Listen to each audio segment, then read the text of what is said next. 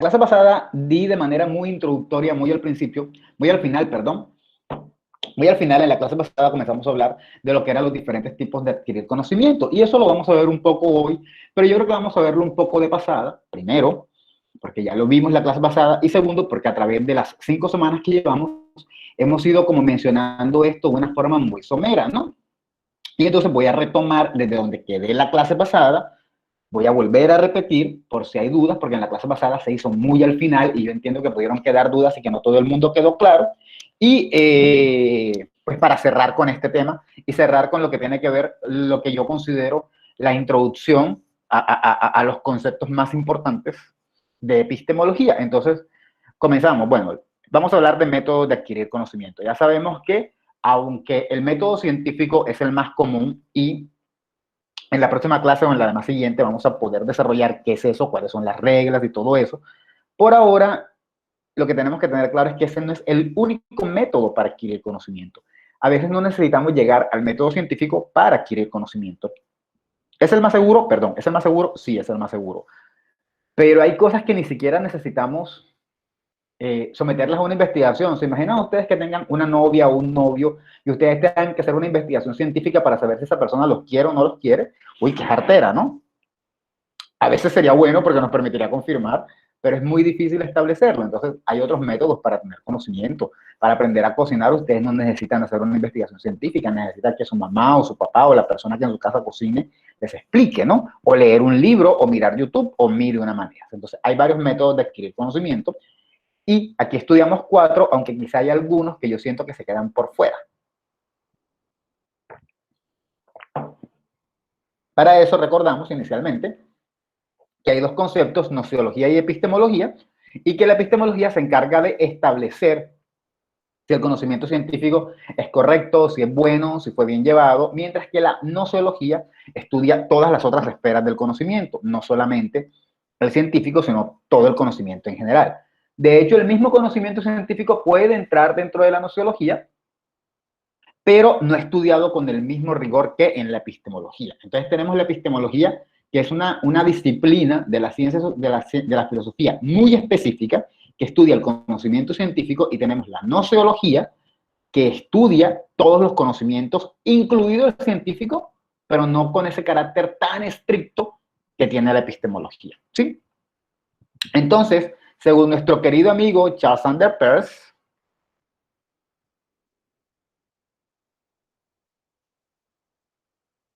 el que ustedes posiblemente van a ver mucho el próximo semestre cuando vean semiótica,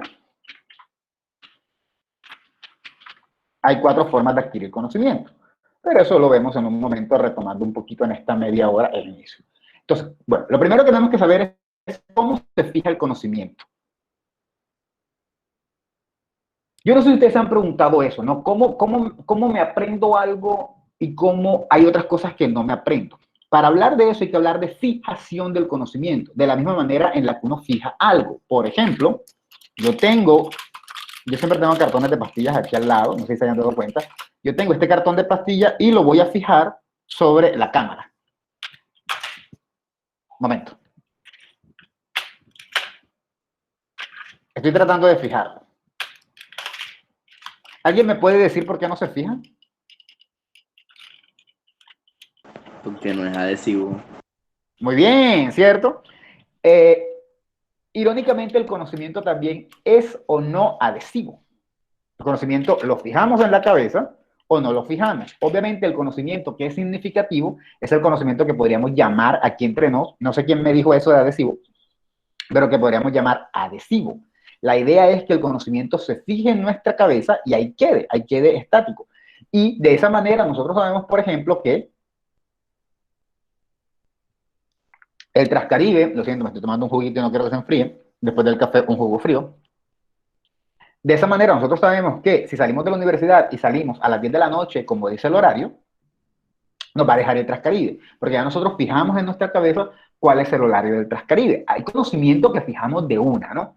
Hay conocimiento que fijamos de una. Ustedes salieron a los 10, 12, 13 años, no sé, la primera vez que hayan cogido un transporte público, posiblemente su mamá les dijo, el transporte lo vas a coger en tal lugar. Para ustedes ese conocimiento era importante. Y lo tomaron ahí y ya ustedes sabían, tengo que quedarme. Es más, la mamá les dice, lo vas a tomar y te vas a quedar, qué sé yo, te vas a quedar no sé, ¿qué les digo? En algún lugar de Cartagena, no se me ocurre ahora ninguno, tengo la mente en blanco. Se van a quedar en este lugar X de Cartagena, no un lugar típico, sino en un lugar como un éxito, algo así, el éxito en la Castellana, por ejemplo, te vas a quedar ahí. Y ustedes iban en todo momento en su transporte público, en su taxi, en su bus, en lo que sea, me tengo que bajar en tal parte, me tengo que bajar en tal parte, me tengo que bajar en tal parte. ¿Sí? Están fijando el conocimiento. Pero porque es importante. De pronto en el camino se montó alguien, se montó una persona e iba hablando con su amigo y de repente le dice al amigo, pero mira Mauricio, las cosas no son así. En ese momento ustedes escucharon el nombre del muchacho que se llamaba Mauricio, pero a ustedes no les importaba. Como ese conocimiento no les importaba, ustedes no lo fijaron. Entonces, hay conocimiento que fijamos y conocimiento que no fijamos. Algunos lo fijamos a través de la repetición. Quizá no nos interesa, pero el conocimiento queda fijado porque estamos en constante repetición con ellos. ¿A quién no le ha pasado que hay una canción que no le gusta y sin embargo se la aprende?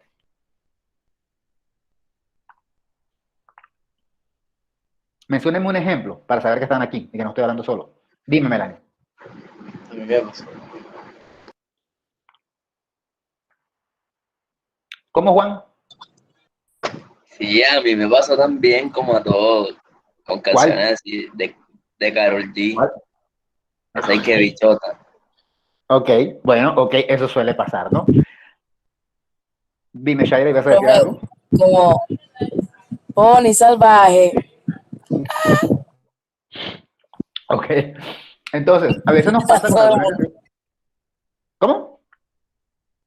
Creo que le pasó a todo el mundo. Bien. A veces nos pasa con una canción con escucharla una vez porque de pronto tiene un coro repetitivo.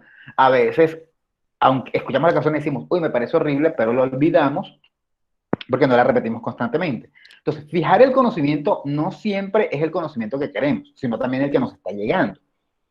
Podemos escuchar una canción, que digo yo, de Karol G, y la escuchamos y decimos, qué canción tan mala, pero la escuchamos una vez y al rato se nos olvida. Pero si la canción la escuchamos muchas veces en la radio, se va a fijar a si nos gusta o no nos guste. Si nos gusta, chévere. Más luchamos por adquirirla. De pronto ya no estamos en ese momento histórico, obviamente ustedes son jóvenes, pero me acuerdo que yo en los 90, cuando era adolescente, eh, sí, había una canción que me gustaba cuando estaba muy, muy chico, tenía 10 11 años, y había una canción que me gustaba, yo tomaba, la grababa de la emisora y la copiaba en una hoja con el fin de aprendérmela. O sea, yo buscaba ese conocimiento para fijarlo. ¿Sí está claro? A veces hay conocimiento que queremos fijar y a veces no. Y eso tiene que ver con el carácter significativo. Y hay canciones de novelas que no sabemos. Yo me sé canciones de novelas de los 90, de novelas de Thalía, súper malas, pero las veía a diario y resulta que la canción sonaba, o mi hermana se las veía, o alguien en mi casa se las veía, mi mamá sonaba, y las canciones tienen como una cosa pegajosa y se quedaba en mi cabeza. De esa manera funciona la fijación de conocimiento, ¿no? Así se fija el conocimiento. Y depende de cómo nos exponemos al conocimiento, ese conocimiento puede quedarse fijo o puede irse. Incluso conocimiento que nos interesa, por ejemplo, esta clase, puede que ustedes digan, no, tengo que pasar la materia y quiero saber lo que estamos hablando, pero quizá en un tiempo ese conocimiento se vaya. A veces lo fijamos, a veces no. ¿Sí? Eso tiene que quedar claro. A eso nos referimos con fijar el conocimiento, ¿no? Cuando tenemos el conocimiento ahí fijo, atornillado en nuestro cerebro. Que incluso si alguien viene después y nos corrige y ustedes le dicen la definición que les dio Alex de ciencia no es correcta, él se equivocó porque él es un bruto que no sabe nada de eso, a ustedes les puede llegar otra definición, la cambian, pero es muy posible que la que yo les di quede ahí, aunque ustedes sepan que está incorrecta. A eso se le llama fijar conocimiento.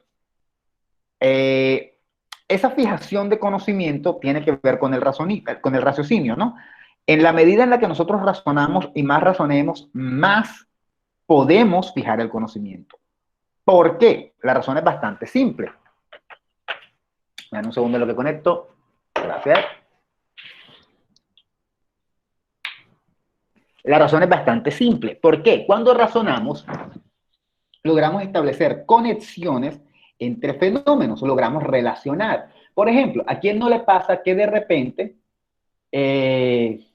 okay, ¿a quién no le pasa que de repente conoce a alguien, le dice, mira, te presento un amigo, Por ejemplo, vamos a poner a Juan Tenorio. A Juan le presentan a un amigo y le dicen, mira, te presento a un amigo, Juan. Y Juan lo saluda y automáticamente es difícil para Juan olvidar ese nombre porque se llama igual que él, ¿no? Y generalmente así relacionamos los nombres cuando conocemos personas. Lo primero que hacemos es relacionar con nuestros nombres o nombres cercanos. ¿Quién me iba a decir algo?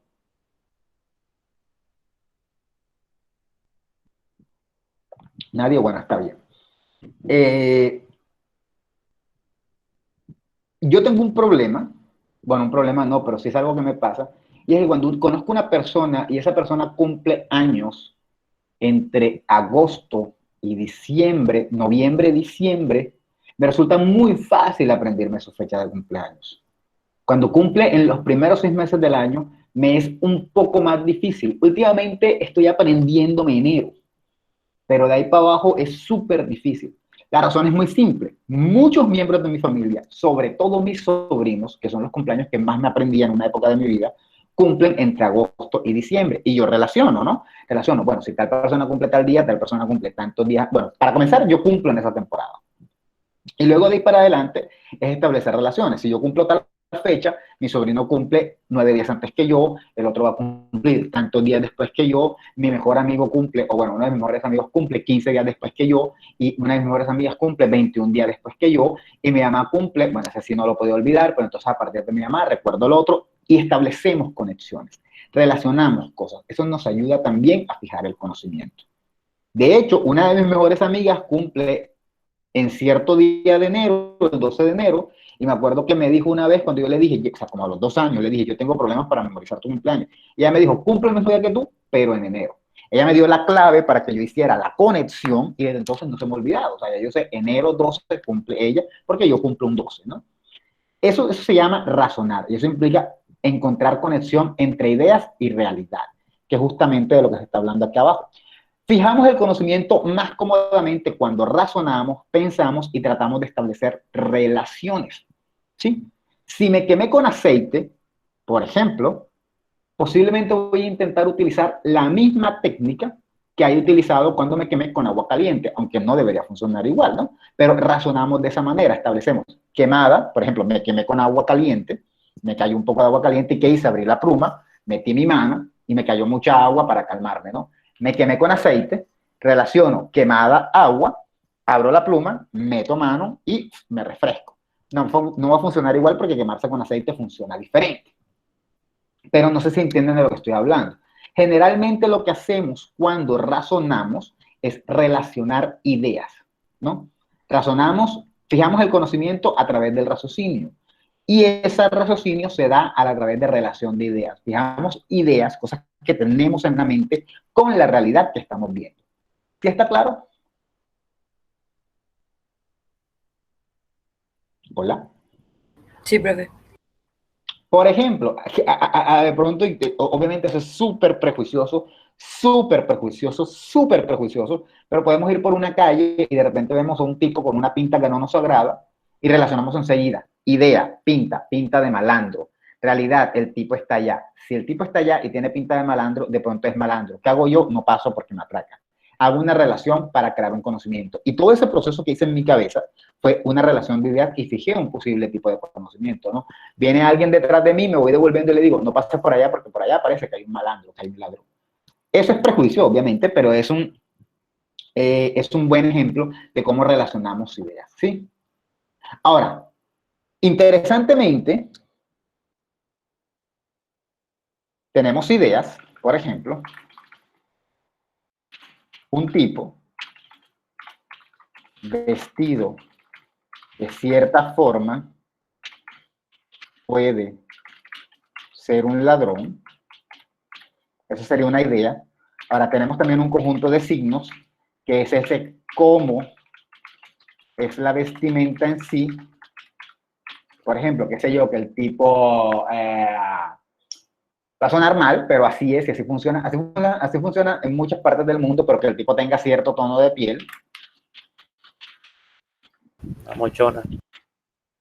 ¿No? Una mochona. No sé qué es eso. ¿Qué es una mochona? Una bermuda. Ah, ok, listo. una mochona o pantaloneta, vamos a ponerle bermuda. Disculpen mi léxico limitado. Una bermuda, si el tipo tiene tatuajes, se está fumando quizá. Carito. Vamos a decir fumando porque de pronto a la distancia decimos, está metiendo un bareto, pero de pronto no es ni un bareto, de pronto un cigarrillo armado, qué sé yo, un piel roja, no sé si todavía el piel roja exista. Qué sé yo, que tenga, no sé, quizá que tenga una gorra de pronto, que la gorra le sirve para ocultarse, que esté en la oscuridad, o sea, tenemos todas estas ideas que tenemos de cómo es la vestimenta de un ladrón son signos, ¿no? Si tiene una bermuda, es un signo de que podría ser un ladrón combinado con que tenga tatuajes, que tenga cierto tono de piel, que sea afro o que sea más que todo mestizo. Casi nunca, y eso es cierto, y eso es parte de uno de los problemas de racismo que tenemos intrínsecos, y allá el que diga que no, pues muy bien, me alegro por él, pero muchas veces solemos considerar más que gente de cierto tono de piel es más ladrón, más ladrona que otra, y eso hay que cambiarlo, pero eso es otra historia, eso no lo vamos a discutir aquí. Esos son indicios, no son signos de cómo sería una persona. Entonces tenemos una idea, una persona vestida de cierta manera es X. Ahora, ¿cómo es esa vestimenta? Son un conjunto de signos, y si nosotros vemos a esa persona en la calle, que la realidad sería persona así, vemos una persona así, enseguida establecemos ideas. Mi idea es, un ladrón se viste de esta manera, los signos son, esa manera de la que estoy hablando son tal, tal, tal y tal, y ahí hay una persona que parece ladrón porque yo tengo una idea de que los ladrones se visten de cierta manera y él está vestido de forma tal, tal y tal. Por lo tanto, yo voy a tener cuidado porque él puede ser un ladrón. Eso es un tipo de raciocinio que hacemos, ¿no? Estoy haciendo aquí un ejemplo bastante prejuicioso, pero que nos puede pasar muchas, muchas veces, como con una enfermedad, ¿no? Yo tengo la idea de que el resfriado tiene un conjunto de síntomas. Ahora, ese conjunto de síntomas son signos. ¿Y cuáles serían esos signos? Bueno, fiebre, escalofrío, qué sé yo, pues no sé, rinitis ¿sí? Rinitis, cansancio, sí, ¿cómo que le dicen? Hay otra gente que le dice bien, bien interesante, pero bueno, como un cansancio, etcétera, etcétera, estos son los síntomas, que son los signos, y yo al final en mi realidad digo, yo tengo eso, por lo tanto, yo tengo resfriado, yo estoy resfriado, ¿sí? Yo estoy resfriado. Así razonamos. Tenemos una idea de cómo son las cosas en nuestra cabeza, tenemos una idea de cómo deben ser, esas cosas generalmente se componen de signos, y si esas cosas las estamos viendo en la realidad, relacionamos eso que tenemos en nuestra mente compuesto de ideas y de signos, y decimos que eso es lo que está pasando en la realidad. ¿Sí está claro?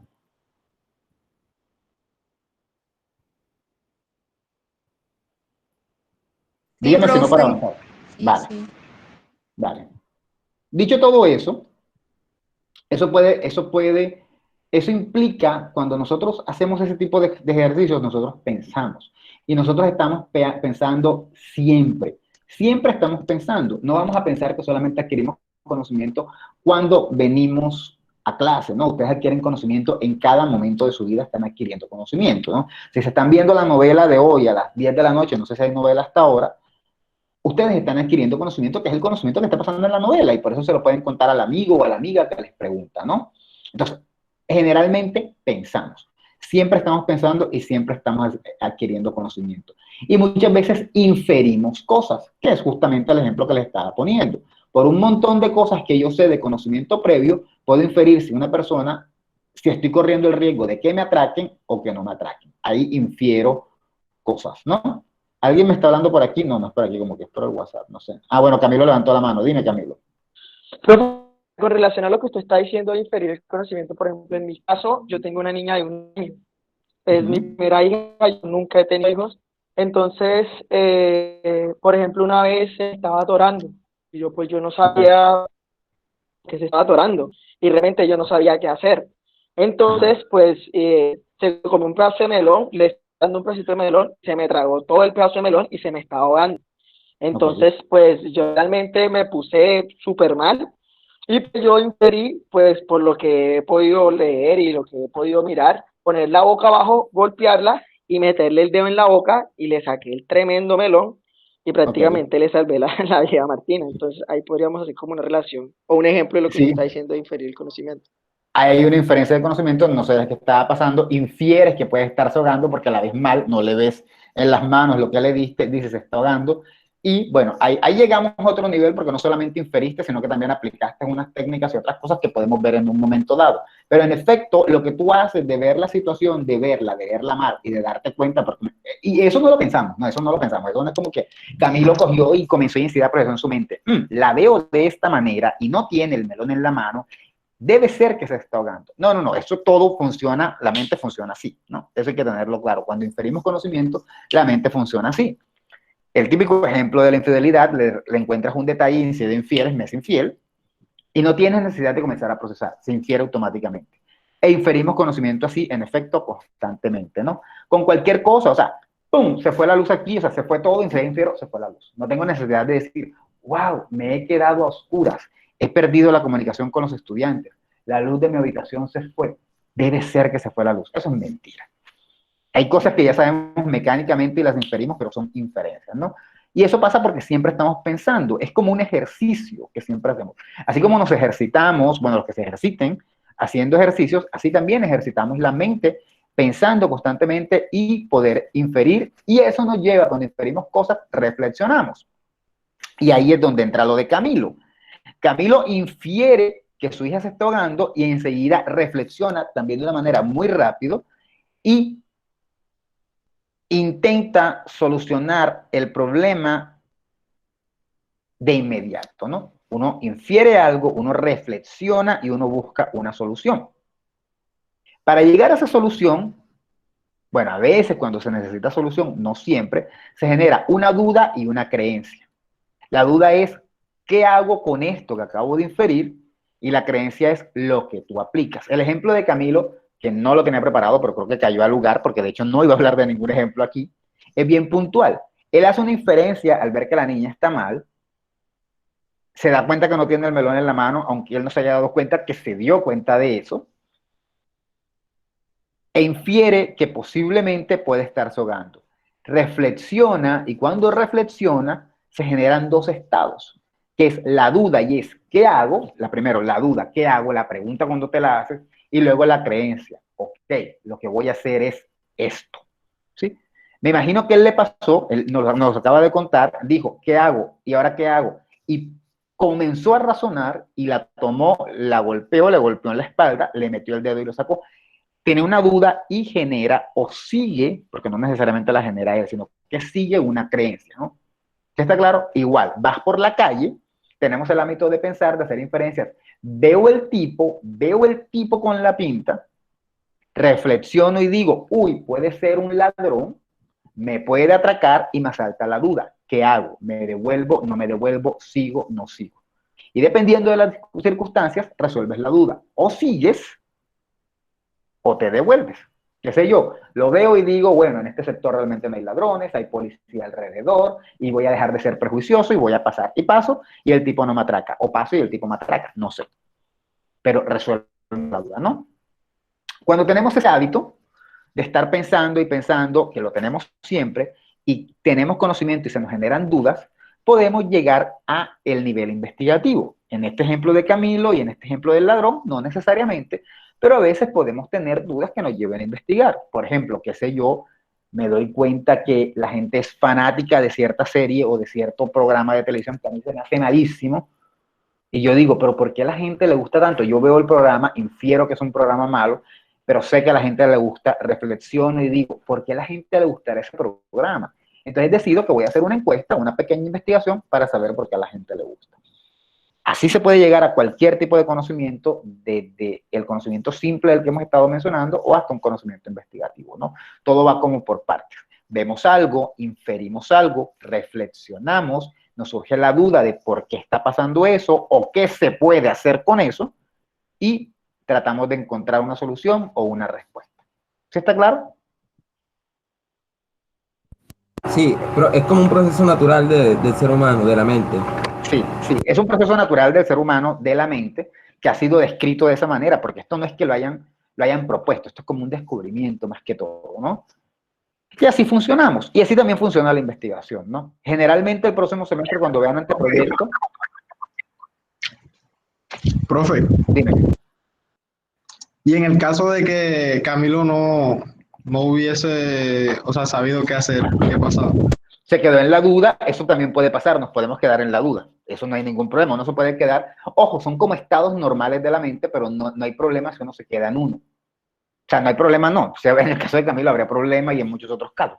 Pero tampoco es como que, uy, me quedé en la duda. Camilo se desesperó, se quedó en la duda y se quedó diciendo, no sé qué hacer, no sé qué hacer, no sé qué hacer, no sé qué hacer. Y pasó lo peor. Pues, o sea, eso no estaría en contra de lo que estoy diciendo. Lo único es que obviamente habrían consecuencias, ¿no? A veces no hay consecuencias. A veces nos podemos quedar con la duda y no hay consecuencias. Pregunta, profe.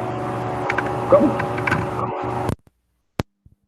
La pregunta es que si, por ejemplo, Camilo investigó y sabe qué hacer, pero a la hora de hacerlo no lo hace. No sé si es lo mismo que está diciendo Ronald, no sé si me hago entender. O sea, como que tenemos los conocimientos, pero no lo hacemos. Bueno, pero eso puede estar mediado por otros factores que no me involucran, y no lo estoy diciendo en el plan de grosero, de no quiero hablar del tema, sino que no sabría cómo explicarlo, pero factores más psicológicos relacionados con el pánico. Por ejemplo, si Camilo sabe lo que tiene que hacer y no lo hace porque se quedó en shock, ya eso tiene que ver con otros factores. Su cerebro no funcionó, pero ya eso tiene que ver con pánico, con estados psicológicos, pero no tendría tanto que ver con ese proceso de conocimiento. O sea, él no lo concretó, no concretó en la creencia, en la aplicación, en la solución, pero eso ya tendría que ver con otra cosa. No sé si es lo que estaba preguntando Ronald también, pero ya quedarse en el pánico o en otra cosa ya es...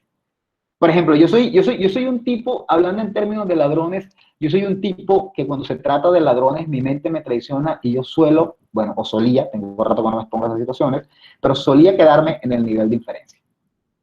Ni siquiera llegaba, o sea, y si llegaba a la duda, casi siempre la resolvía mal. O sea, yo veía el tipo y decía, puede ser un ladrón o pueden ser un ladrón. Y cuando yo terminaba de resolver en mi cabeza la reflexión, ya me estaban atragando.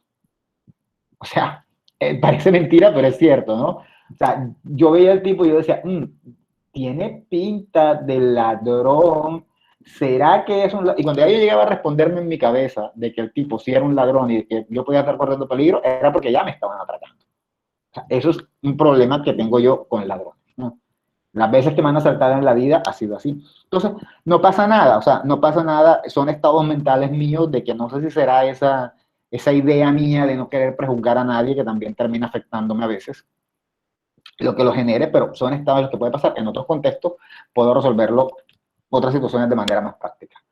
Más rápida, perdón. No sé si es claro como lo que estoy tratando de explicar ahora, ¿no? Que son como 4 aspectos, 4 pasos por los que se pasan, pero que no necesariamente significa que todo se da, no, a veces no llegamos a los 4, lo ideal sería llegar a los 4 para poder generar un conocimiento, pero a veces no llegamos a él.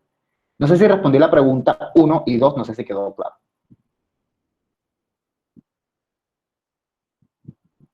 ¿Ya? Sí. Bien. Lo cierto es que también esto es muy rápido. Esto es algo, en investigación obviamente podemos demorarnos un montón cuando ya queremos generar la creencia. Entre la duda y la creencia puede ser algo muy rápido, pero como en el caso de Camilo, puede ser algo de segundos, ¿no? Depende de la situación. Ahora bien, dicho todo eso, así generamos el conocimiento y muchas veces esa generación de conocimiento puede responder a cualquiera de los 4 métodos que veníamos mencionando en la clase pasada. Uno es el método de la tenacidad, el otro es el método de la autoridad, el otro es el método metafísico y el otro es el método científico. Es la manera como generalmente ha llegado el conocimiento al hombre, ¿sí? Obviamente pueden haber 1000 y una técnica más si es necesario, pero es la manera, esos son los conocimientos que suele tener el hombre. Digamos que esto resume los diferentes conocimientos que tiene el hombre. Yo siento que algunos faltan. Yo siento que conocimientos como saber, por ejemplo, qué sé yo, que Shaira en su fotografía tiene una camiseta negra, yo siento que eso escapa a estos 4 métodos. O saber que el nombre Juliana es un nombre de una mujer, bueno, eso podría ser un poco tradicional. Eso se encajaría porque el nombre Juliana, terminado en A, por tradición, sabemos que los nombres terminados en A, en teoría, suelen ser femeninos. Pero hay otros conocimientos que yo siento, o sea, por ejemplo, ustedes están viendo mi pantalla y están dándose cuenta que tengo como 2000 pestañas abiertas. Eso es un conocimiento que les está llegando a ustedes y yo no sabría cómo clasificar. Yo no sabría cómo hacerlo. Pero estos son los 4 métodos de los que ha hablado Peirce y por lo menos van a ser de los que vamos a mencionar, ¿sí? El método de la tenacidad, que sería como el primero, el más, no digamos irresponsable, el más inocente, el menos seguro, luego el método de la autoridad, luego el método metafísico, o a priori, o intuitivo, y por último el método científico. Quiero que tengamos claro que esto es una escala, ¿no? Este es el menos confiable y este es el más confiable. Pero eso no significa que el método de la tenacidad no pueda llegar a la verdad. Ahora, que no nos confiemos de esa verdad es otra cosa, pero puede estar diciendo la verdad como una persona. Imaginemos, por ejemplo, que Robert es un mentiroso compulsivo. Robert, todo lo que dice son mentiras, mentiras, mentiras, mentiras, mentiras, mentiras, mentiras, mentiras, mentiras. Y hoy alguien preguntó en el WhatsApp para cuándo era el examen de epistemología, y Robert dijo, es para el 10 de marzo, el miércoles. Resulta que como Robert es un mentiroso, y el 10 de marzo no es la fecha de hoy, muchos dijeron, eso tiene que ser mentira de Robert porque él es un mentiroso, que no le gusta hacer nada, y aparte de eso, la clase es hoy, dudo que el profesor la haya puesto para el miércoles. Ojo, que ustedes no le crean a Robert no significa que Robert no esté diciendo la verdad. Y por muy mentiroso que sea, puede que Robert esté diciendo la verdad. Y en ese caso concreto, Robert está diciendo la verdad. Eso pasa con el método de la tenacidad, que a veces no le podemos decir que es del que más vamos a dudar, pero puede que tenga la razón. Incluso el científico, que es el más seguro de todos, puede estarnos diciendo algo que aparentemente es cierto y no lo es. Decir que la Tierra es plana, que era un principio científico hace 600 años, ya sabemos que no es plana. Tener una investigación científica tampoco significa que esté en lo correcto, ¿no? Por ejemplo, la teoría de cuerdas que muchos habrán visto en The Big Bang Theory, pues es una teoría y hay otras teorías también de física y posiblemente una de las dos tiene la razón, o sea, una tiene que estar equivocada. Tampoco creamos que es que todo lo que este dice es falso y todo lo que este dice es cierto, porque no, es una cuestión de confianza.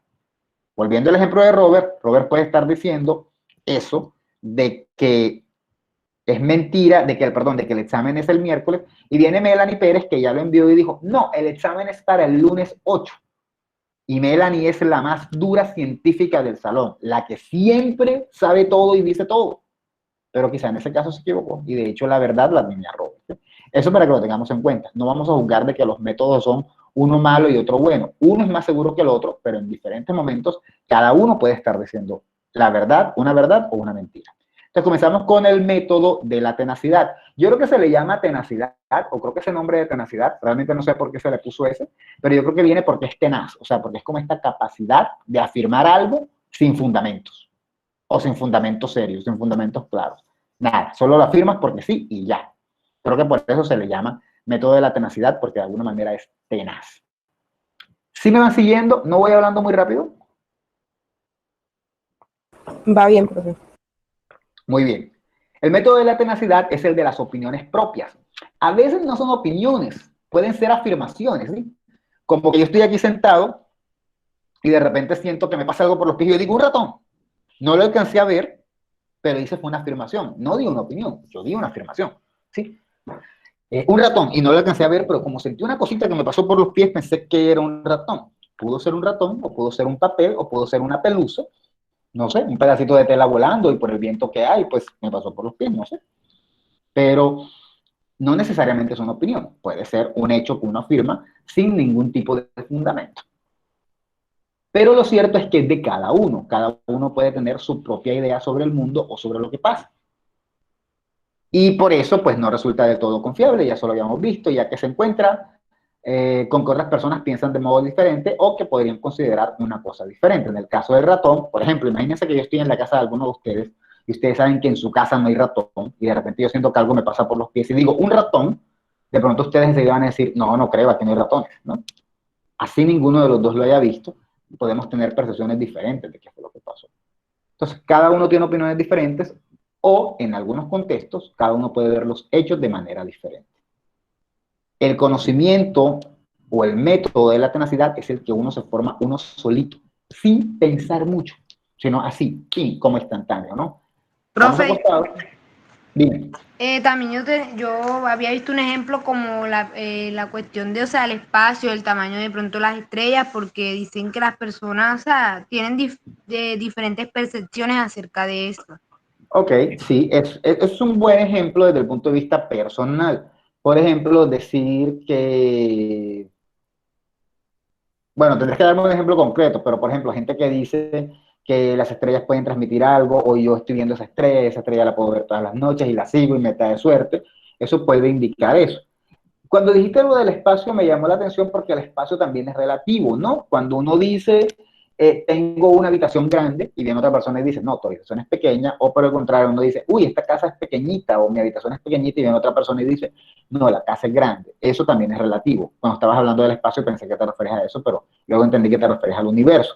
Lo que vemos sobre el universo puede ser relativo, eso es cierto, aunque es un poco más difícil porque ahora está quieto, entre comillas, allá arriba, pero sí es cierto que cada uno puede tener sus propias ideas sobre estrellas y todo lo demás, o lo que ve en el cielo. De esa luz, un ejemplo que voy a poner, es una luz en el cielo y dice, ovni, y entonces viene otra persona y dice, no, ¿han visto el ejemplo de Superman?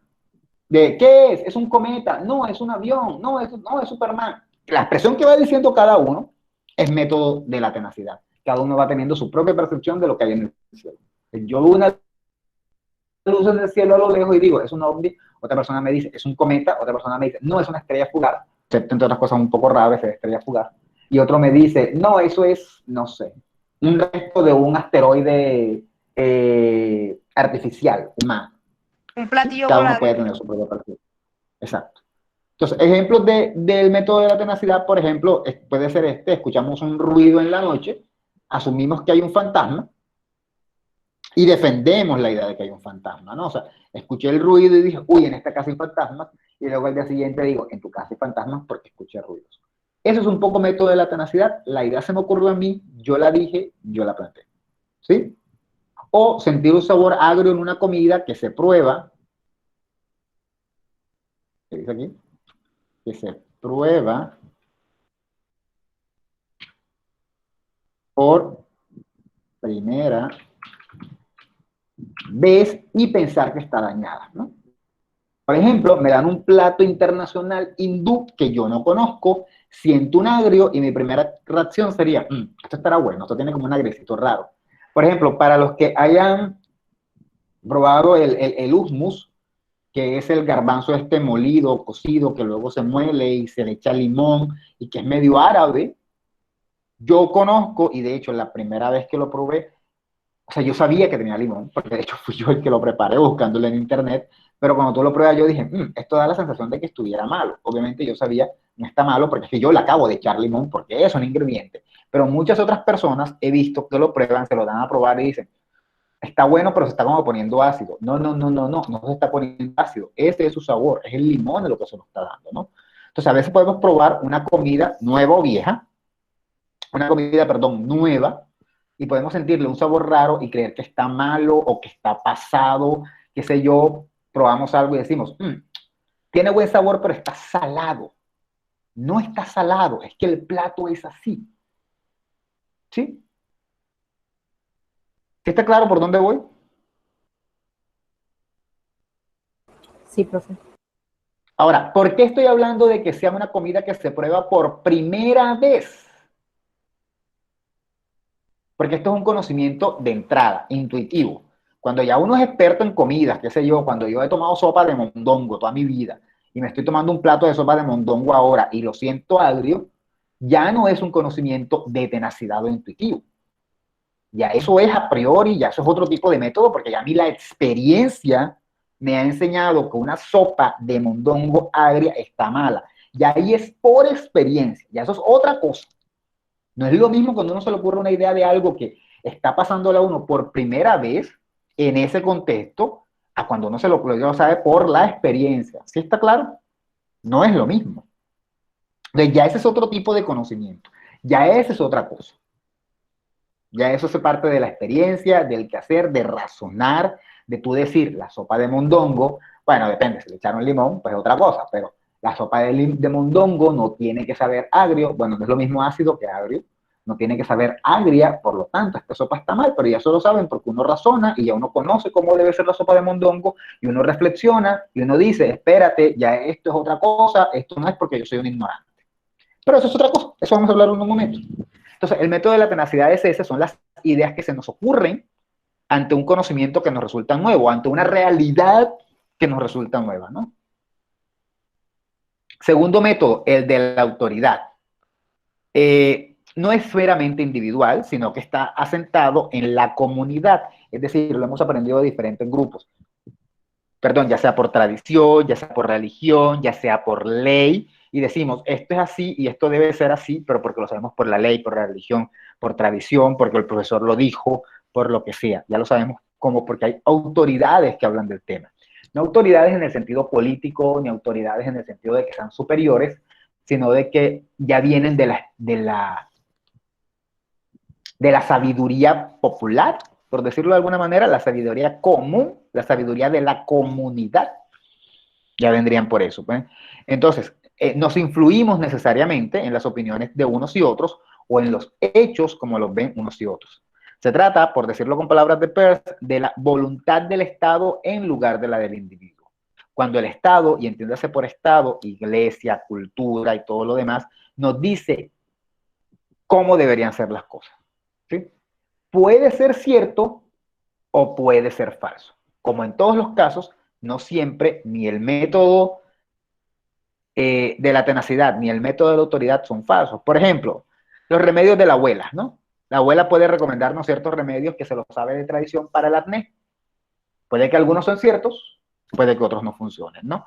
Por ejemplo, hay gente que habla de cosas que pueden ser desagradables, como de ciertos fluidos, utilizarlo para tratar el acné. Y lo más interesante es que hay tanto para hombres como para mujeres. Y yo tengo la duda de si hay alguna evidencia científica de eso y si eso será cierto. No sé si saben de lo que estoy hablando, prefiero no tocar el tema. Pero a veces cuando uno es pelado... Ok. Un segundo para quitar la cinta. Hay como ciertas cosas que dicen, esto te puede servir. O sea, yo me quedo como, ¿hay pruebas científicas de eso? No lo sé. Pero, por ejemplo, si uno está con muchas manchitas de acné y le dicen, échate limón. Bueno, realmente el limón tiene unos componentes que sí ayudan al acné. Entonces, por ejemplo, de los remedios de la abuela habrán cosas. Cuando digo remedios de la abuela, no necesariamente de sus abuelas, sino que saben lo que quiero decir, de señoras, cosas que vienen de los ancestros, ¿no? Habrán cosas que sí serán, habrán otras que yo tengo dudas, ¿sí? Por ejemplo, yo sufrí de cálculos una vez en mi vida y me dijeron que tomara agua de alpiste y yo tomé agua de alpiste y yo creo que me sirvió, pero al final yo no sé si será verdad que eso no habrá funcionado porque sí o será mi cuerpo o quién sabe qué. No he leído ninguna investigación científica que lo haya probado, pero de pronto sí es verdad, quién sabe. Ahora, creencias religiosas, por ejemplo, creer que hay un infierno es un conocimiento definitivamente de autoridad. Cierto o falso, eso no lo vamos a discutir, pero es un conocimiento de autoridad. En el cristianismo, la hostia, que es el cuerpo de Cristo y te libera, te sana del pecado, por eso cada que vayan a misa, si ustedes están en paz, toman la hostia, pues eso está mediado por la religión. Yo no sé realmente si tomar la hostia a mí me va a sanar, sobre todo en mi condición religiosa, que no es ninguna, ¿no? Pero hay otras cosas que podemos saber de las creencias religiosas, que por ejemplo el pecado de no matar, pues es algo que no es un hecho, pero sí sabemos que no matar es incorrecto porque estamos acabando con la vida de otra persona, es moralmente incorrecto. Entonces habrán cosas de las creencias religiosas que uno podrá poner en duda y habrá otras cosas que uno podrá decir como, bueno, sí, de pronto es verdad, ¿no? Por ejemplo, creencias populares. Antes, yo no sé si ustedes lo han escuchado, yo sí lo escuché mucho, pero se dice que los muertos, el 2 de noviembre, que es el Día de los Muertos, se levantan. Y que entonces tú mejor acuéstate temprano, eso lo escuchaba yo de mi mamá. Mi mamá viene de, pues mi mamá ya era una señora mayor y ella sí venía de, bueno, no de un pueblo, pero sí de una región medio, bueno, Sincelejo no era como tal un pueblo en la época en la que ella lo vivió de niña, pero sí era como todavía muy, muy municipio. Y me acuerdo que ella decía eso, yo creo que ella nunca creyó en eso, pero me imagino que ella escuchó eso, y yo lo escuché después, de que en noviembre, el 2 de noviembre, los muertos caminaban las calles, porque era el mes de los muertos, y el 2 era el Día de los Muertos y era el peor día. Eso es una creencia popular, ¿no? que creo que tiene sus raíces en México, donde definitivamente sí creen que los muertos vienen. Aquí en Colombia nunca se ha dicho que los muertos vengan, pero en México sí se cree que los muertos vienen y hasta les sirven pan. Esas son creencias populares. Y habrá gente que las crea de verdad y habrá otros que las sigan por tradición. Pero fíjense que una de las cosas que más creencias populares genera, o que uno dice a veces como, ¿por qué no te puedes casar con tu prima o con tu hermana? ¿Qué tiene eso de malo? ¿Qué hay de malo en eso? No, porque es pecado. No, porque popularmente eso va a traer consecuencias feas. Yo no diría, eso no tiene ninguna consecuencia. No, hay casos, muchos casos médicos en los que los niños salen con problemas, con diferentes tipos de trastornos, consecuencia del incesto. Entonces, hay una creencia popular de que el incesto es malo, pero es que biológicamente puede resultar que tus hijos con una prima o con un hermano pues tengan unas consecuencias cognitivas complejas o físicas complejas, ¿no? Entonces, fíjense que esta es una creencia popular que cualquiera diría, pero ¿y qué tiene de malo que yo me meta con mi prima y la embarace? Nada. Pero fíjate que sí podrían haber unas consecuencias físicas o mentales, ¿no? Entonces, a veces tenemos creencias de autoridad que creemos que no son correctas, o sea, que eso es un error, pero quizá no es un error. Quizá aunque venga por la autoridad, está bien, y es cierto, no lo hagamos. Lo mismo que les decía con las manchas para el limón para manchas, ¿no? Las leyes, por ejemplo, aquí en Colombia hay una ley que dice que si le echas mentira a un párroco o un cura, te pueden meter preso de 1 a 3 años. Es una ley de los años 50. Están a punto de abolirla, porque no tiene sentido, obviamente. Y es una ley. En este momento de la historia parece que es una cosa absurda, pero en su momento tuvo su éxito. Ahora, esto es una ley y nos parece cómica. Pero por otro lado hay otras leyes que nos pueden parecer absurdas, como las luces encendidas para motos a toda hora. En el día tienen que estar con las luces encendidas y a mucha gente le ponen comparendos o los sobornan. O los sobornan, no los chantajean, sería el término, para no ponerles el comparendo. Y en teoría, eso es un conocimiento que tenemos. No se pueden tener las luces apagadas nunca en la moto, nunca, siempre que estés conduciendo. Es un conocimiento que tenemos y es un conocimiento que nos da la ley. Si nos parece correcto o no, eso es otra cosa. Vender un riñón es ilegal. Y de pronto muchos dirán, ¿pero por qué? Si yo quiero vender mi riñón. No. Eso es un problema legal y eso se llama tráfico de órganos y eso lo sabemos por la ley. Y sí, es malo porque estimula la venta de órganos, que es un negocio complejo y grave. Y sádico y terrible y un montón de cosas. ¿Sí? Entonces, estos son como conocimientos que tenemos por ley. Yo sé que es malo vender un riñón y lo sé porque legalmente es malo. Bueno, acá. Ahora seguimos con el método metafísico o de la intuición, también llamado, se me olvidó poner eso, a priori. Y se llama a priori porque digamos ese conocimiento sin haber hecho ningún experimento, sino que solo lo intuimos, lo razonamos y todo lo demás, ¿no? Por quizá conocimiento previo que tengamos o quizá por cosas que pensemos. Vamos a suponer que Camilo, bueno, cuando Camilo nos habló de la niña, del caso de la niña, él nos dijo, no me quedó claro si tú sabías qué hacer, me parece que sí que dijiste que habías leído, ¿no? Sí, profe, pues en la empresa he hecho cursos de primeros auxilios, entonces tenía más o menos como una idea. Bueno. Profe, una pregunta. Supongamos que Camilo no leyó, ¿sí? Profe, Hola. cuando usted estaba poniendo el ejemplo de la comida, yo pensé que estaba hablando de este método. ¿Cuál? ¿El de la comida ácida? hindú, sí. Bueno, lo que pasa es que con la comida hindú, y sí, estaba hablando de este método, porque cuando estás comiendo la comida hindú, una comida que no conoces, tu primera idea si está ácida es que estás aplicando la razón.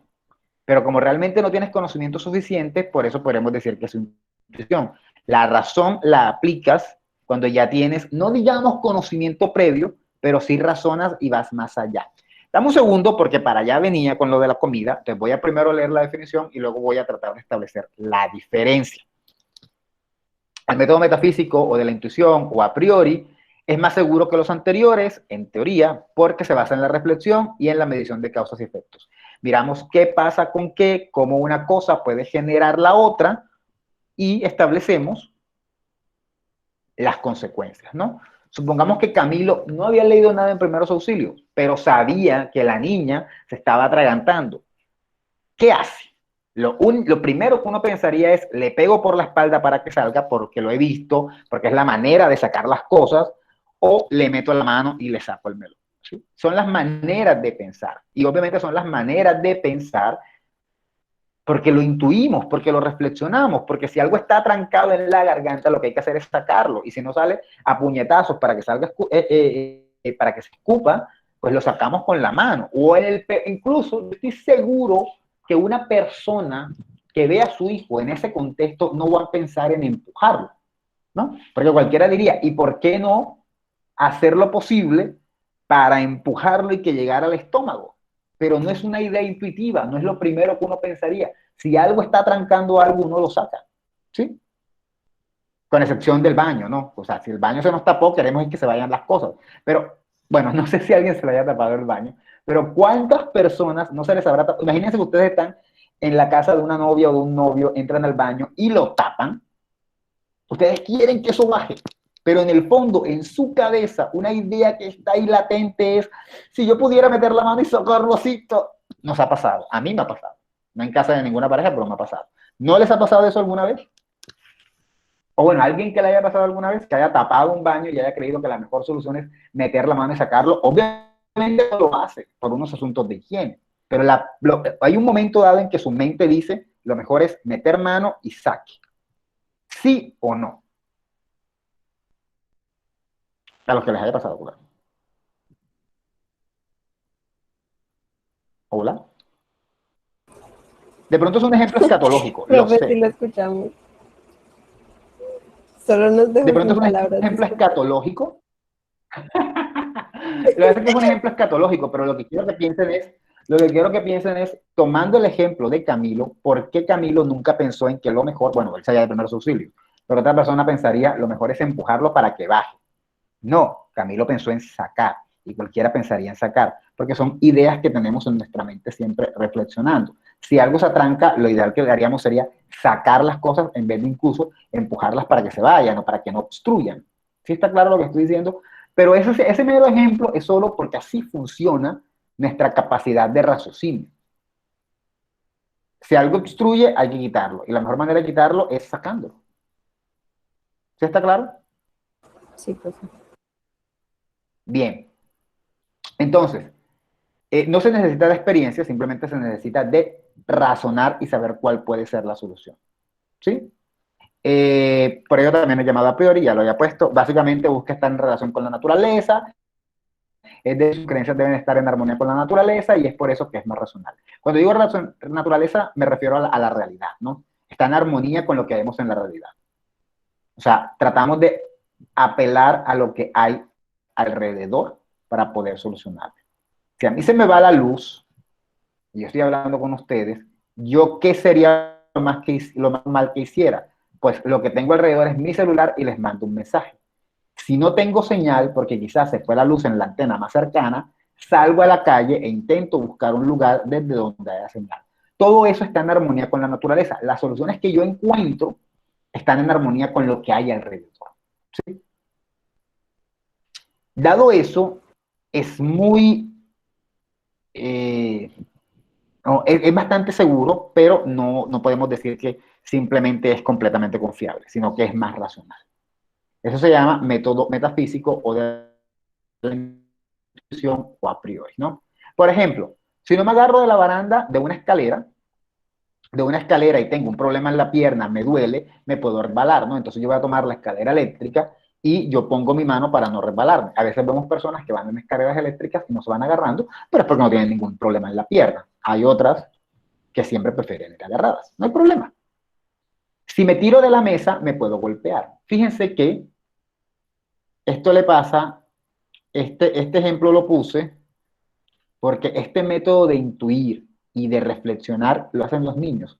Pongan un niño de 2 años sobre la mesa, o sea, estén jugando con él, pónganlo sobre la mesa y extiéndanle los brazos para que se tire y él se va a tirar en todo momento tratando de aferrarse a usted. ¿Por qué? Porque ya él comienza a tener el raciocinio de que si cae se va a golpear. Y tiene 2 años, pero ya comenzó a razonar. ¿sí? Ahora, hay algunos que son bien loquitos y se tiran sin problema, pero generalmente monta el niño o móntelo en la mesa y déjelo, y él va a tratar de buscar la manera de tirarse, pero analícelo y se va a dar cuenta que él está razonando de si es una buena idea o no es una buena idea. ¿Sí? O, por ejemplo, cosas más complejas como que me han salido moretones en la piel, no sé por qué, tengo unos morados, unos verdes, algo tiene que estarme pasando en la sangre, tengo que tener un problema de sangre, tengo que tener un problema de algo, ¿sí? Y eso me está afectando. Aquí entra el conocimiento sobre la sopa y la comida hindú o la comida árabe. Si noto una acidez en la comida árabe o en la comida hindú, que no he probado nunca en mi vida, nunca he probado esas comidas, de entrada yo puedo razonar y decir, está ácido, así que de pronto es que está malo. Pero en el fondo, esa idea de que está malo es meramente intuitiva porque nosotros creemos que toda la comida ácida está mala. Si nosotros reflexionamos bien, deberíamos pensar, ¿será que está mala o será que esta comida es así? Porque yo no la he probado. ¿Sí? Intuitivamente no, de manera tenaz y de manera un poco irresponsable diríamos, la comida está mala. Pero en el fondo no hemos reflexionado. Porque si hubiéramos reflexionado, habríamos pensado que quizá si la comida hindú la sentimos como con mucho picor o mucho condimento, deberíamos pensar que es una comida rica en eso. Y si la comida árabe está agria, no sé, tendríamos que pensar en una posible justificación. Y antes de juzgar y antes de que nos den la bebida o por lo menos el plato de arroz y decir, esto no me lo voy a comer porque esto está ácido, esto está malo. Yo pregunto, ¿no? O sea, yo primero digo, uy, esto está malo. Soy tenaz, estoy haciendo un contenido de la intuición, pero luego yo razono, aplico la intuición a priori o metafísico y digo, espérate, yo esto nunca lo he probado. No puedo asegurar que esto esté malo. Yo no sé si es que la comida es así. Entonces yo pregunto al que está al lado mío, que es más inteligente que yo y tiene más conocimiento multicultural que yo, y le digo, ven acá, esto está ácido, está así o está malo. Y ese me dice, no, es que eso se le echa limón para que tenga buen sabor y tal. Ah, chévere y tal. Y ahí me lo como. ¿Está claro? La primera idea cuando yo deduje que estaba malo era conocimiento de la tenacidad. Ahora, pregunto, si yo me estoy tomando una sopa de mondongo y la siento agria y digo, esto está malo, eso sería de la tenacidad o de la intuición, o a priori, o este método. Intuición. ¿Por qué? Porque, o sea, como se basa en la reflexión. No, Ajá. mentira, estoy confundida. No, me confundí.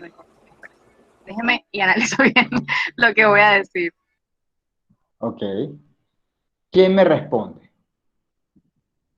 Profe, yo creería que es por método a priori, porque llegamos al razonamiento por cosas que ya sabemos. En este caso, si usted dice que esa sopa de mondongo está así, es porque ya usted previamente pues, es un catador de sopas de mondongo. Un catador, ok. Nunca he escuchado el catador de sopa de mondongo, pero sí, ya yo tengo un conocimiento y ya yo sé cuando una sopa está agria y cuando no. Entonces ya yo a priori deduzco que la sopa está agria luego de haberla probado, sin que alguien tenga que analizarlo, ni que se... O sea, yo digo, está mala, una sopa dañada, aunque yo la probé, incluso con el olor, sin haberla probado, yo sentí un olor agrio y ya yo digo, está mala, y lo estoy haciendo porque yo sé que ese no es olor. A diferencia de la otra comida. No sé si está quedando claro. En el primer caso, decir está malo es irresponsable, porque tú no sabes si así es. En este caso, ya tenemos un conocimiento previo porque es nuestra sopa de mondongo y ya nosotros sabemos que si huele agrio es porque puede estar mala. ¿Sí está claro? Entonces, huelo esta sopita, me pegó el olor agrio y dije, yo creo que está mala. Pero ahí ya razoné. Sopa de mondongo. Ahí enseguida fíjense que hago el razonamiento. Espérate, ¿esto qué es? Sopa. ¿Es una sopa que yo conozco? Sí. ¿Es una sopa que he probado otras veces? Sí. ¿Tiene este olor? No. ¿Esta tiene este olor? Sí lo tiene. ¿Esta está, y el olor agrio es malo? Sí, esta sopa está mala. O sea, hacemos todo un proceso, ¿no? Profe, Hacemos pero todo un ahí proceso. hubo experimentación, ¿no? Y dice que no es Sí, necesario. por eso cambié un poco por el olor y te moví un poco el olor para hacer el cambio, pero sí hubo experimentación. Es cierto, por eso estaba hablando más del olor que del probar, porque no es probar, de ahí experimentación, aunque eso no implicaría mayor inconveniente, ¿no? Porque estás probándola y sabes que está agrio, la sientes mala, pero no sabes si realmente está mala. Explico eso último porque sonó confuso. La pruebas, sabes que está agria, pero incluso no necesariamente está tan mala o algo así, no se le ha hecho un test, no se le ha hecho una investigación para determinar el número de bacterias, sino solo con tu paladar es que estás determinando. Pero lo cambié a olor, eso sí es cierto, lo cambié a olor para que fuera un poco más intuitivo.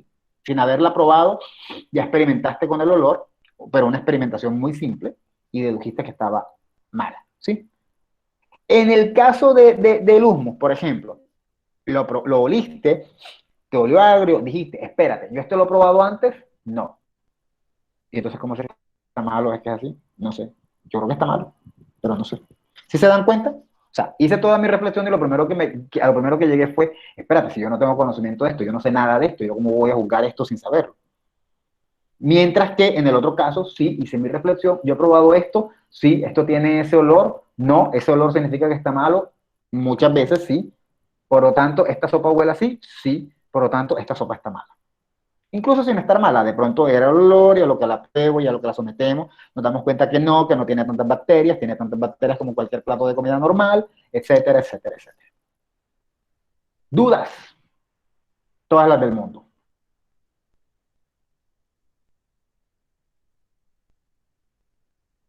Hola.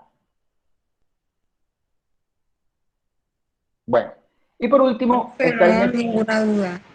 Y por último está el método científico, que es el método más seguro para llegar al conocimiento, donde ya hacemos experimentación, pero no solamente de probar la sopita, sino de hacerle un test, someterla al laboratorio, mirar el número de bacterias, determinar todos los posibles daños, un poco más profunda. Y se basa, bueno, en postulados, reglas, normas.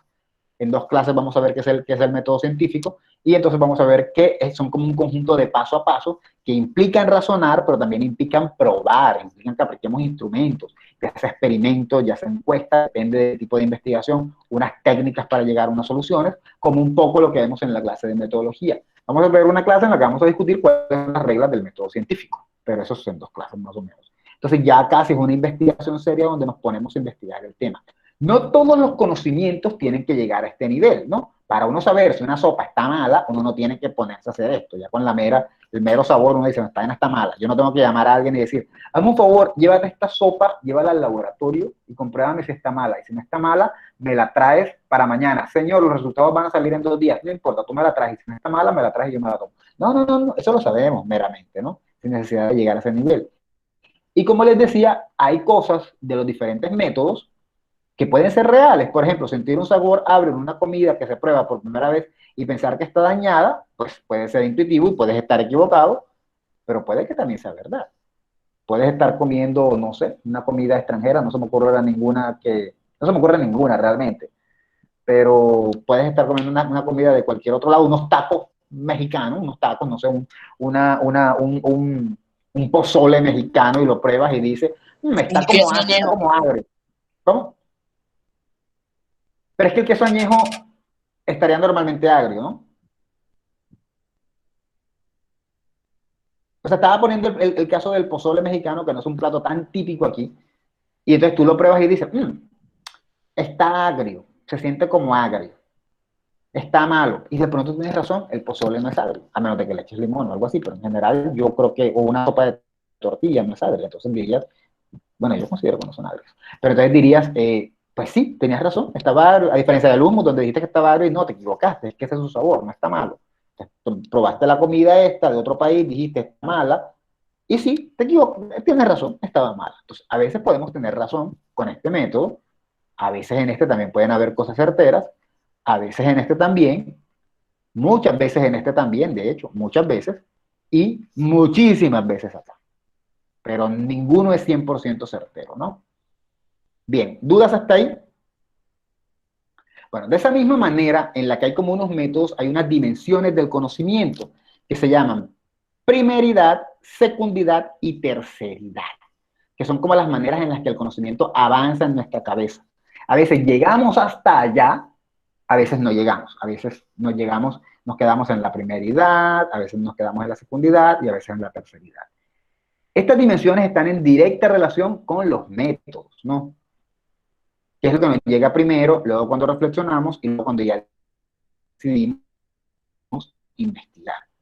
Entonces, para los postulados, si no todos, bueno, los postulados que hemos visto vienen de Peirce y están en directa relación con los métodos para adquirir conocimiento. Las dimensiones tienen que ver con la validación del conocimiento, es epistemología, es decir, en las dimensiones decimos cómo es ese conocimiento, si es un conocimiento primario, si es un conocimiento secundario o si es un conocimiento terciario, de secundidad, de primeridad, de secundidad o de terceridad. ¿Cuál es el valor de ese conocimiento, ¿no? Mientras que los métodos tienen que ver con la metodología y es cómo llegamos a esos conocimientos, ¿no?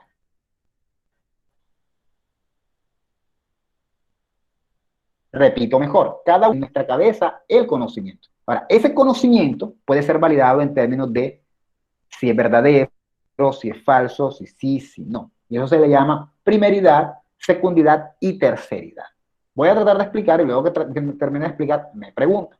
La primeridad es la primera imagen, es lo primero que vemos, ¿sí? Es la primera sensación que tenemos. Es el conocimiento relacionado con justamente el método de la tenacidad, lo primero que vemos, lo primero que sentimos, ¿no? Ese es el primer conocimiento que tenemos. Luego es un fenómeno que nos afecta, por lo cual notamos su existencia, y por eso hablamos de que tiene una cualidad, es decir, una característica que nos hizo sentirlo. Probamos el plato de comida internacional, tiene la característica de que está ácido, y nuestra primera idea es, está malo. Esto está malo, me dieron comida mala en este restaurante. Primeridad. En la secundidad, ya uno sabe que pasó algo, me supo ácido, pero digo, espérate, yo no me voy a guiar por esta acidez, sino que ya yo reflexiono y miro dónde estoy y digo, espérate, yo estoy en un restaurante internacional, aquí la comida yo no la conozco, es temprano y esta gente pues, es gourmet y esta gente prepara los platos en el momento. De pronto esto no está tan malo, ¿sí? Ese es el segundo momento, secundidad, reflexionamos. Y tercero, si es necesario, nunca hay que llegar hasta allá, por lo menos no con el plato de comida. Y tercero, decimos, mira, hazme el favor, llévate este plato de comida y mira en el laboratorio el nivel de bacterias que tiene para determinar si está en proceso de descomposición o si realmente es un plato de comida aún saludable, ¿no? Y entonces ya miramos a ver a través de la cientificidad de los científicos si el plato de comida no los podemos comer o no. Eso no se hace con la comida, pero es para que vean, ¿no? Primeridad es como primera impresión que tenemos, el primer conocimiento que se nos genera. Secundidad cuando ya reflexionamos. Y terceridad cuando intentamos confirmarlo con la ciencia. No siempre, como en el caso de la comida, hay que llegar a la terceridad, ¿sí? Pero a veces, imaginemos esto. Cuando uno se quema con agua caliente, ¿uno puede meter su mano en el agua fría de la llave?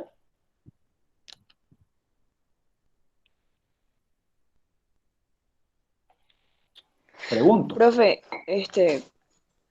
¿cómo es la pregunta primero? Y segundo, yo no entendí lo de la primeridad, segundidad y terceridad, pero el concepto como tal de dimensión de conocimiento no se lo escuché. O sea, no, más bien no lo escuché, pero no es que no lo haya entendido, sino que no lo escuché. Dimensiones del conocimiento son estas tres. Las dimensiones del conocimiento son las diferentes fases por las que pasa el conocimiento. Sí, la primeridad es una, la secundidad es otra y la terceridad es otra. Y las dimensiones del conocimiento están con relación en la calidad del conocimiento. Obviamente un conocimiento de primeridad no tiene tanta calidad como tiene el de terceridad. Porque el de primeridad es de primera impresión, secundidad es cuando ya razonas, y terceridad cuando ya lo compruebas con la ciencia. Ahora, la pregunta que hice fue bastante sencilla. Si usted se quema con agua caliente, usted está hirviendo los espaguetes, ¿no? Y cuando ya va a botar el agua, se le voltea la olla y le cae el montón de agua caliente en el brazo. Y usted abre la pluma y le cae agua fría. ¿Eso es algo normal que podría hacer la gente? ¿Qué creen ustedes? Profe, yo tengo entendido que no. O sea, que lo recomendable es no echar agua fría porque pues tiende a crear una reacción en el cuerpo y se crean las ampollas. O sea, una ampolla le puede, Profe, se puede poner más feo la herida. Yo por prisa lo hago, o sea, sí, y sin saber eso es lo primero que hago. Muy bien. Bueno, yo no sé si lo que me está diciendo, yo realmente no sé si funciona o no, quiero aclarar. Yo tenía entendido que sí, pero no sé, Camilo sabe más de primeros auxilios que no. Y yo solamente busco un ejemplo que no lo confirme. Quiero aclarar eso por si acaso. Pero en efecto, lo primero que hacen es de pronto hacerlo, ¿no? Porque de pronto uno piensa, uno razona y uno piensa, espérate, ¿con qué apagamos el fuego? Con agua. Yo me imagino que eso alguna persona en su vida, una primera vez en el transcurso de la humanidad, debió hacerlo. Y de ahí para adelante quizá lo razonamos y lo hemos ido repitiendo. Yo pensé que sí servía y por eso iba a decir que eso ya estaba comprobado, pero no lo sé. Pero si tomamos el ejemplo del limón para la piel, yo me imagino que alguna vez alguien en su vida debió echarse limón en la cara porque, o en alguna mancha de la piel, quizá intentando borrarse algo, y se dio cuenta que le funcionó, y luego se convirtió en una tradición y comenzamos a razonarlo, a incluirlo dentro de nuestro pensamiento, de que el limón sirve para las manchas, ¿no? Y científicamente ya se ha podido confirmar que hay unas propiedades que nos ayudan a mejorar las manchas de la piel con el limón, ¿sí? Es decir, primero tenemos una idea, luego la reflexionamos y luego la podemos someter a la investigación. Vámonos con un tema de comunicación. Por ejemplo, yo puedo tener la impresión, me estoy viendo un capítulo de Betty la Fea y me estoy dando cuenta cómo están tratando a Patricia y digo, uy, a mí me parece que Betty es un poco machista, o sea, la novela es un poco machista, ¿no? Y luego de eso, yo tuve la primera impresión, mi primera idea, luego yo reflexiono, comienzo a pensar en la novela, comienzo a pensar en el contexto, comienzo a pensar en las actitudes de Armando, comienzo a pensar en un montón de cosas y llego a la conclusión de que sí, de que Betty es machista. Y luego me propongo hacer una investigación sociológica, ya leyendo sobre machismo, ya leyendo sobre un montón de cosas y termino probando que sí, que Betty es machista. Primero tuve una idea, luego la reflexioné y luego la llevé a la parte científica. ¿Sí está claro? Si yo estoy parado en el patio de mi casa y veo una estrella pasar, yo digo, uy, parece un meteoro. Primera idea fue un meteoro. Lo anoto en mi agenda y 10 años después vuelvo y salgo al patio y estoy mirando tranquilamente cuando, uy, veo un meteoro, anoto sus características, las fechas y anoto las características y la fecha y el día y saco cuentas, ¿no? Algo basado en lo del cometa Halley, estoy poniendo un ejemplo del cometa Halley. Lo primero fue una primeridad, fue una idea X, se me ocurrió cuando lo vi por primera vez. La segunda vez ya comienzo a reflexionar, ya comienzo a decir, espérate, esto está pasando cada cierto tiempo, cada 10 años. Ya han pasado 3 veces en estos 20 años, por lo tanto es posible que esto sea regularidad. Voy a experimentar. E intento experimentar para establecer y predecir cuándo va a pasar por cuarta vez. Lo consigo, entonces ya llegué al nivel de terceridad y ya pude predecir un cometa. ¿Sí? ¿Está claro esto? Sí, profe. Sí. Cada uno va relacionado con un método. La primeridad va relacionado con la tenacidad. La secundidad va relacionado principalmente con la intuición, ¿no? El método de autoridad a veces puede ser primeridad, a veces puede ser secundidad. Yo lo sacaría del esquema, el esquema lo hice yo, quiero aclarar, pero yo lo sacaría porque a veces siento que está como intermedio, ¿no? Que puede estar en uno o en otro. Porque bueno, hay ideas que vienen de la autoridad, como que, qué sé yo, como que el infierno existe, y son de primeridad porque aún no lo hemos podido comprobar, no está comprobado. Lo siento si son cristianos, pero no está comprobado. Pero hay ideas que también vienen de la autoridad, como en la religión, por ejemplo, y decir que el incesto es malo, que la Biblia lo prohíbe, pues sí, ya hemos logrado ver a través de la ciencia que a veces no es tan bueno, ¿no? Entonces, yo siento que la autoridad está en la mitad. Pero si nos basamos solo en estos tres, tenacidad, intuición y científico, nos daremos cuenta que primero tenemos la idea, nos surgió la idea, luego la podemos confirmar, ¿sí? Experimentamos con los objetos, por ejemplo, comenzamos a experimentar echándole limón a todo el mundo que tiene manchas en la cara, y luego de darnos cuenta que sí funcionó, podemos decir, hacemos nuestra investigación ya más sobria y llegamos a la terceridad. Cada método está relacionado con una de estas dimensiones de conocimiento, ¿no? Y en ese sentido, para Peirce, la terceridad sería el método que más se acerca, pues, a la verdad. Y eso es algo que, perdón, el método científico sería el que más se acerca a la verdad, ¿sí? Y eso ya de alguna manera lo hemos mencionado antes. ¿Dudas?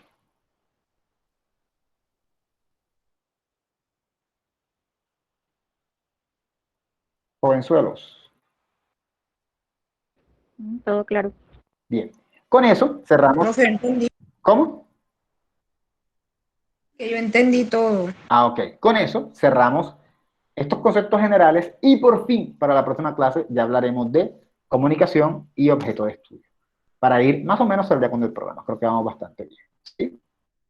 Si no hay mayores dudas, dejamos hasta aquí. Pero sí les quiero compartir para la próxima clase, para ir adelantando, porque es que yo sé que les dejé una lectura desde hace rato, pero con Sandra Altarro y eso es difícil, y les dejé un pedacito. Les voy a compartir las diapositivas para que las estudien. O sea, las diapositivas que había hecho para hoy, para que las estudien y para quizá dejar algunas preguntas de reflexión ahí para discutirlas en la próxima clase. ¿Dudas?